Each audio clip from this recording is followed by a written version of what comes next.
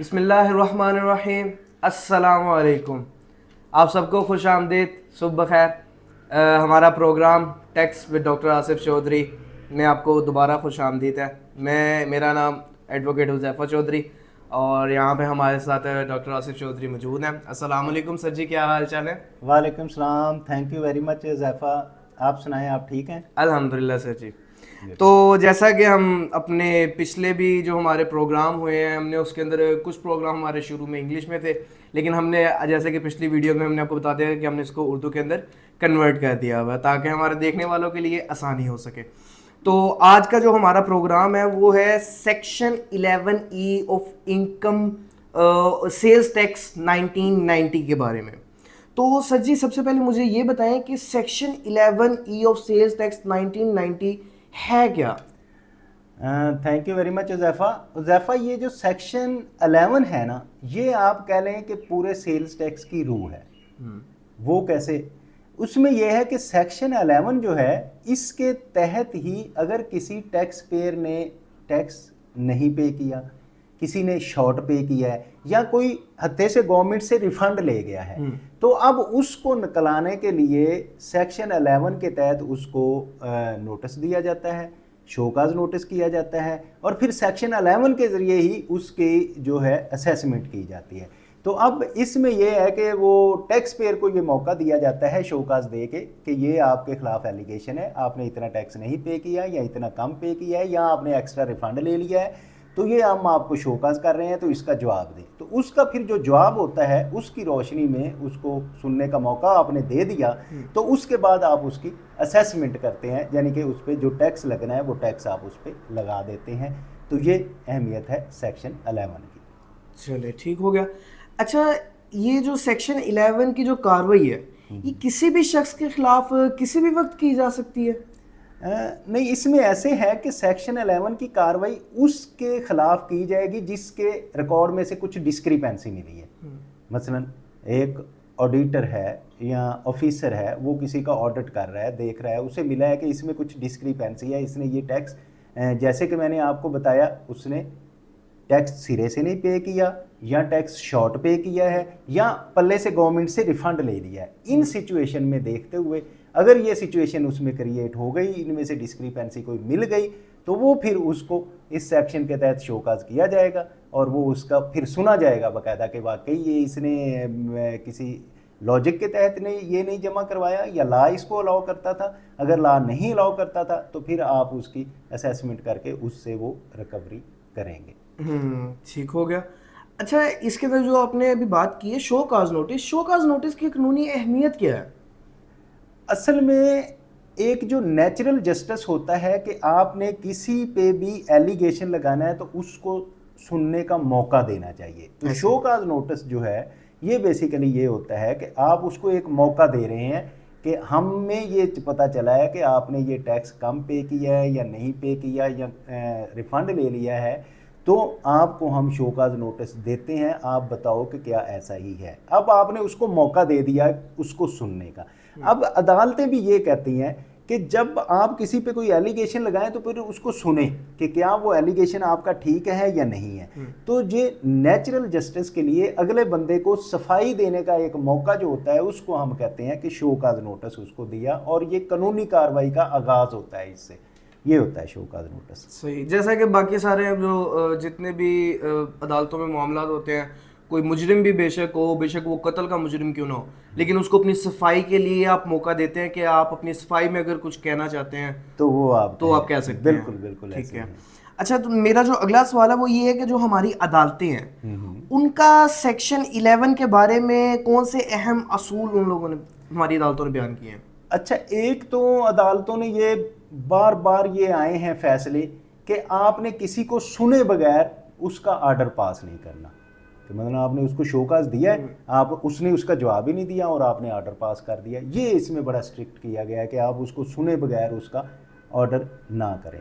और दूसरा ये था उसमें कि आपने शोकाज में ज़ाहिर है कुछ डिस्क्रिपेंसी उठाई होंगी, उस पर आपने कुछ इल्ज़ाम लगाया है, उसकी डिस्क्रिपेंसी बताई है। अब जो आपकी डिस्क्रिपेंसी है आप उसी पे उससे सिर्फ बात कर सकते हैं। ठीक है।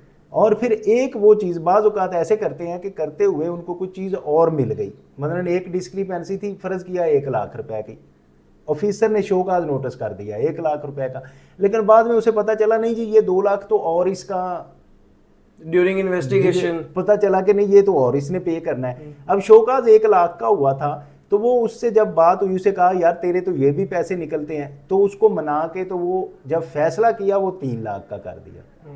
तो कोर्ट इसको नहीं मानती, कोर्ट कहती है जी नहीं, आपने जितने का शोकाज किया पहले उसका फैसला करें, अगर आप ज्यादा का करना चाह रहे हैं तो उसको फिर बीच में उसका शोकाज अलहदा से करें। तो फिर इसका मतलब क्या हुआ कि हर जो डिस्क्रिपेंसी है जो आपने रिकवरी करनी है उसका आपने पहले टैक्स पेयर को शोकाज नोटिस करना है। तो ये कोर्ट्स कहती हैं कि ये चीज़ों की पाबंदी करें कि उसको पहले शोकाज नोटिस ज़रूर करें, फिर शोकाज उन्हीं पॉइंट पे किया है जिस पे उसी का आप उनका फैसला करें, और अदर चीज़ें जो है ना उसमें ऐड ना करें, अगर अदर चीज़ें हैं तो उसका अलहदा से शोकाज नोटिस करें। चले ये बेहतरीन हो गया। चले मेरा जो अगला सवाल है वो है कि जो सेक्शन 11 और सेक्शन 11A इन दोनों के अंदर फ़र्क क्या है? जो सेक्शन 11 के बारे में तो मैंने जैसे आपको बताया वो है, और सेक्शन 11 ये होता है कि रिकवरी विदाउट नोटिस। जैसे कि हम इधर बार बार कह रहे हैं कि हमने नोटिस दिए बगैर किसी से कुछ नहीं करना, और 11 ये कह रहा है नहीं जी आप रिकवरी कर सकते हैं विदाउट नोटिस। तो ये क्या है, सेक्शन 11A जो है ना ये बेसिकली ऐसे है कि आपने कन्फर्म आपको हो गया कि इसने ये रिटर्न बनाई है, ये सेल परचेज इसने शो की है, इसकी इतनी पेमेंट थी लेकिन इसने की नहीं, वो मान रहा है कि पेमेंट है, उसकी रिटर्न शो कर रही है कि ये पेमेंट है, ठीक है, वो पक्की पेमेंट है लेकिन उसने पे नहीं किया, तो खुद उसने कैलकुलेशन की है, तो उसको आप बगैर नोटिस दिए उसको रिकवर कर सकते हैं। लेकिन अभी जब से ये इलेक्ट्रॉनिक रिटर्न आ गई है तो इलेक्ट्रॉनिक रिटर्न में एक पॉइंट ये हुआ है कि अगर उसकी से पेमेंट बन रही है ना, उसने सब कुछ शो किया, पेमेंट बन रही है, तो उसके बगैर रिटर्न फाइल ही नहीं होती। तो वो कोर्ट्स में ये केस अक्सर गए, जब लोगों ने उसकी शॉर्ट पेमेंट निकाल के कोर्ट में गई तो कोर्ट ने कहा जी नहीं, ये जब से आपकी इलेक्ट्रॉनिक से रिटर्न आई है उस वक्त से तो ये इशू होता ही नहीं है। तो वो ये इशू कम हैंडल होना शुरू हुआ कि आपकी पेमेंट बन रही है और आपने पे नहीं की, ये सीधी सीधी आपकी ऐसी शो की हुई हैं चीज़ें और सेल है और आपने पेमेंट नहीं की, ये ऐसा पॉसिबल नहीं है, क्योंकि इलेक्ट्रॉनिक रिटर्न फाइल ही तब होती है जब पेमेंट मुकम्मल हो जाती है। तो सेक्शन 11 जो है वो मैंने आपको जैसे कि बताया कि आपने कोई एलिगेशन है तो उसके खिलाफ पहले शो काज नोटिस करें, फिर उसको हियरिंग का मौका दें और फिर आप उसको सुनें। मतलब ये टोटली एक दूसरे से डिफरेंट है। लाइक सेक्शन 11 के अंदर जो है वो आपको लाइक क्लैरिफाई नहीं होती चीज़, अभी आपको सिर्फ एक शक की बुनियाद पे आप उसके ऊपर एक शो का नोटिस देते हैं, आपको लगता है कि इसने ये यहाँ पे ये 2 नंबरी की है। Exactly. लेकिन सेक्शन 11A के अंदर वो चीज़ क्लियर होती है कि इस बंदे ने खुद ये चीज़ का एतराफ़ किया है लेकिन अभी तक इसको पे नहीं किया। पे नहीं, एग्जैक्टली, यू आर 100%। चले एक लाइक एक वर्ड यूज होता है बेस्ट जजमेंट असेसमेंट, इसके बारे में आप बयान कर रही क्या? अच्छा, जो बेस्ट जजमेंट है ना ये बेसिकली ऐसे होती है कि एक टैक्स पेयर है, रजिस्टर्ड पर्सन है, वो अपनी रिटर्न ही नहीं फाइल कर रहा, अपनी रिटर्न फाइल नहीं कर रहा लेकिन बिजनेस अपना करता जा रहा है। अच्छा भाई, आप बिजनेस कर रहे हो, रिटर्न नहीं फाइल कर रहे हो, आप रिटर्न दे नहीं रहे हो, हम कैसे अंदाज़ा लगाएं कि आपका इतना टैक्स पेयर है, टैक्स बनता है? तो फिर उसके लिए लॉ ने एक हमें ये शिक दी कि ऑफिसर जो है उसकी बेस्ट जजमेंट अपने नॉलेज के मुताबिक करे, और रूल्स में बहुत सारी चीज़ें बताई हुई हैं कि ज़रा फ़र्ज़ किया कि 2 शॉप्स हैं, एक शॉप वाला जो है वो इतना टैक्स पे कर रहा है, दूसरा रिटर्न ही नहीं दे रहा, तो आप उसके मुताबिक उसको लगाएं। फिर आप उसकी लोकेशन देखें कि लोकेशन कैसी है, इस पे बिज़नेस कैसा है, या फिर उसके पिछले आप 12 महीनों की सेल देख लें, उससे असेस कर लें।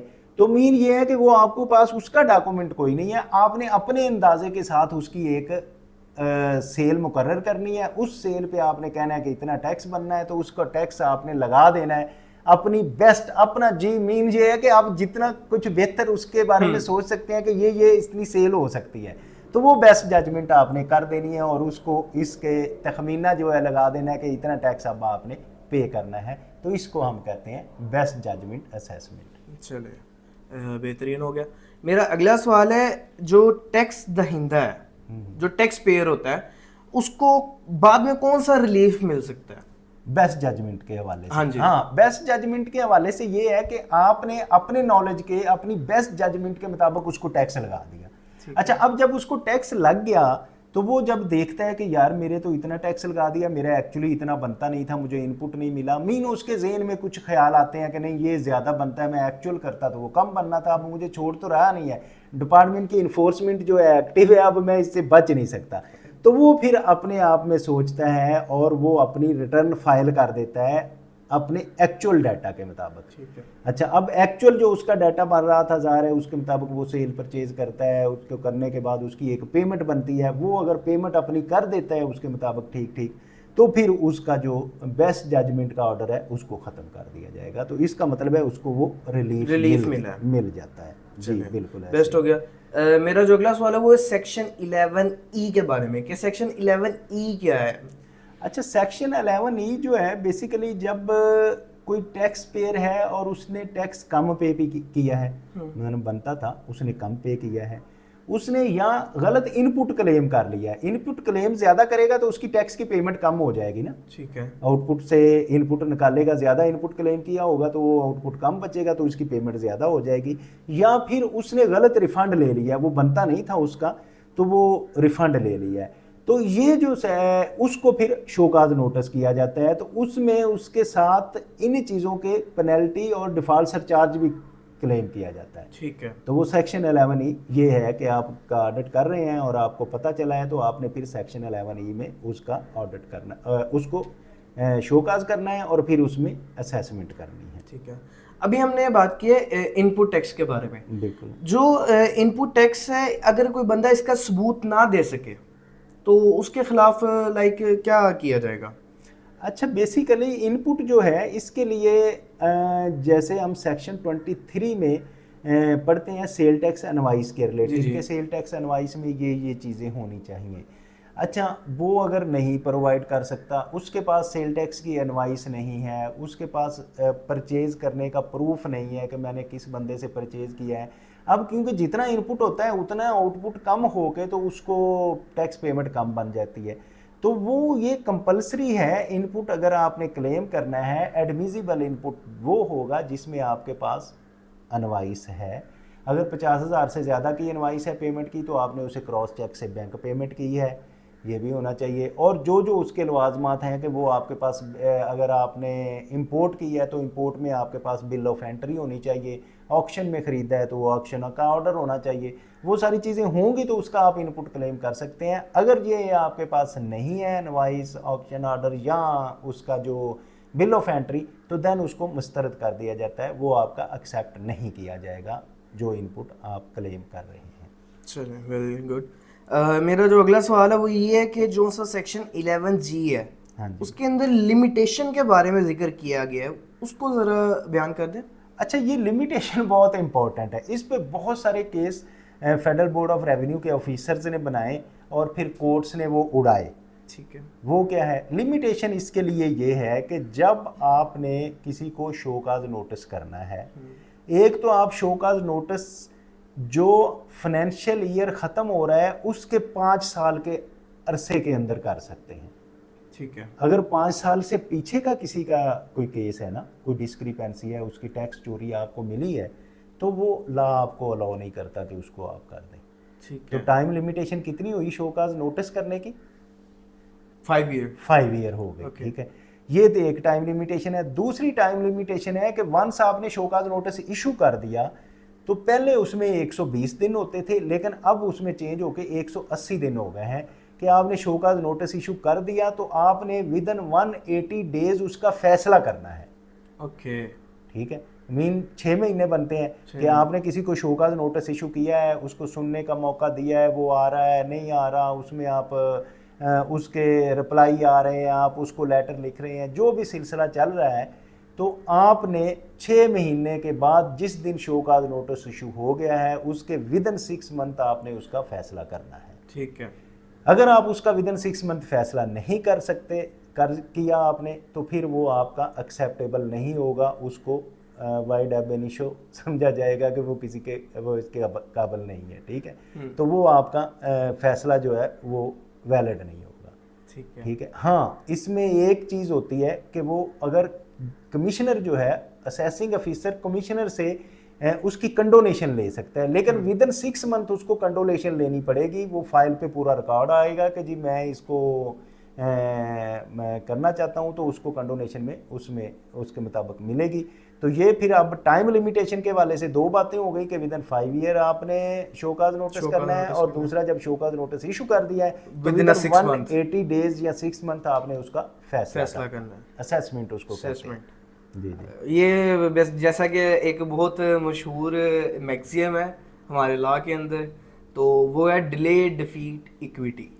जो डिले है ना वो इंसाफ को पीछे छोड़ जाता है, इसीलिए डिले नहीं करना चाहिए। हाँ, तो ऐसे होता है कि बाज़ औक़ात वो कर देते हैं ऑफिसर, शोकाज नोटिस कर दिया, शोकाज नोटिस करने के बाद फाइल को भूल गए और 6 महीने गुजर गए, बाद में फैसला किया तो वो उनका फैसला जो है वो वैलिड नहीं रहेगा। चलें, मेरा जो अगला सवाल है वो है सेक्शन 13 एंड रूल 6 के हवाले से, उसको थोड़ा ब्रीफली एक्सप्लेन कर दें कि वो क्या है।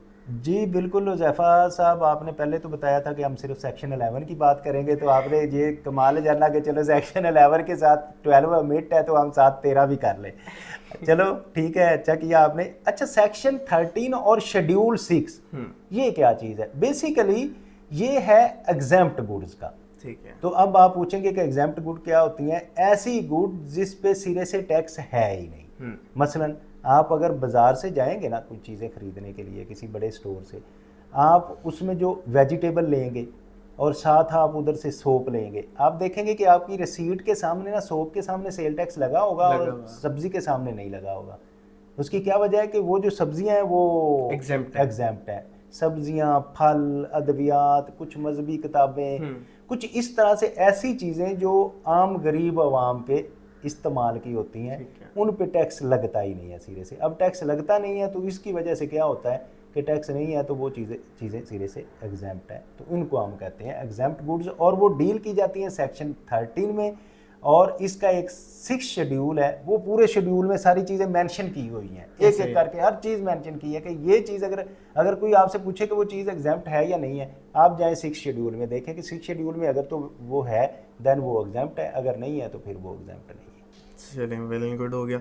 अच्छा, मेरा जो नेक्स्ट सवाल है एग्जेम्प्ट और जीरो रेटेड। अभी हमने एग्जेम्प्ट के बारे में बात की है, बिल्कुल। एग्जेम्प्ट और जीरो रेटेड के बीच में फ़र्क क्या है इन दोनों?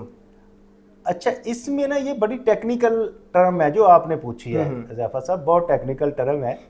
तो इसमें ऐसे है कि मैं इसको एक्सप्लेन आपको कैसे करूँगा। जैसे कि मैंने आपको बता दिया कि एग्जेम्प्ट गुड्स वो गुड्स हैं जिनमें सिरे से टैक्स है ही नहीं। ठीक है। सेल टैक्स में उसको रजिस्टर्ड होने की ज़रूरत नहीं है, सेल टैक्स करने की ज़रूरत नहीं है। लेकिन जो ज़ीरो रेटेड है सप्लाईज हैं वो ऐसी हैं जिन पे टैक्स है लेकिन एट द रेट ऑफ 0% है।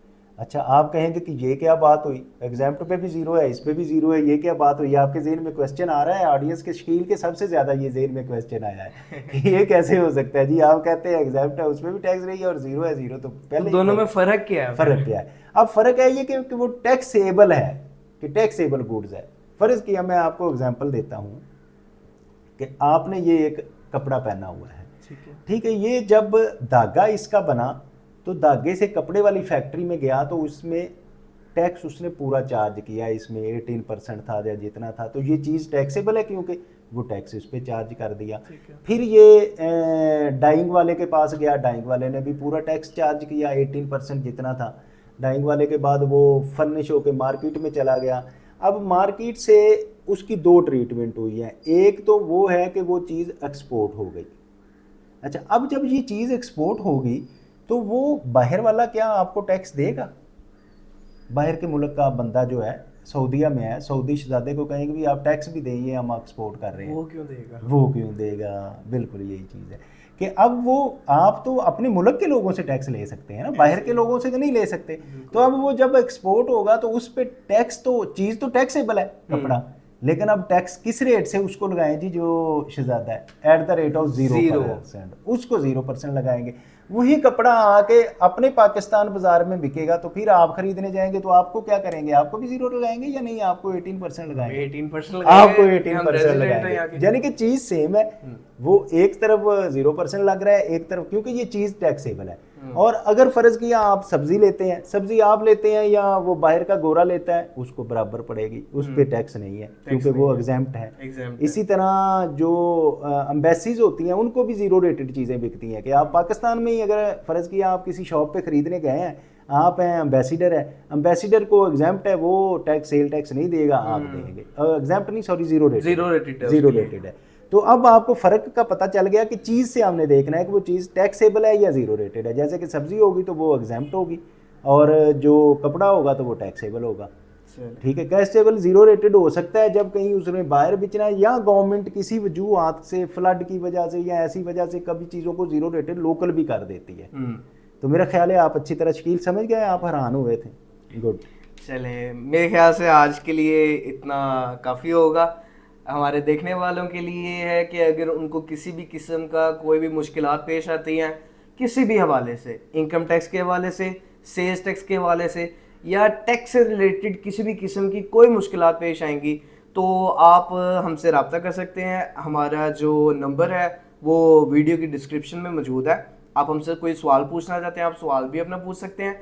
हम आपका सवाल जो है वो आपकी हमारी जो नेक्स्ट वीडियो आएगी उसके अंदर हम सर से भी पूछेंगे। हम सर की भी जो तालीमात हैं वो भी हासिल करेंगे आपके सवाल के बारे में। तो नेक्स्ट वीडियो तक के लिए हमें इजाज़त दें। अस्सलाम वालेकुम।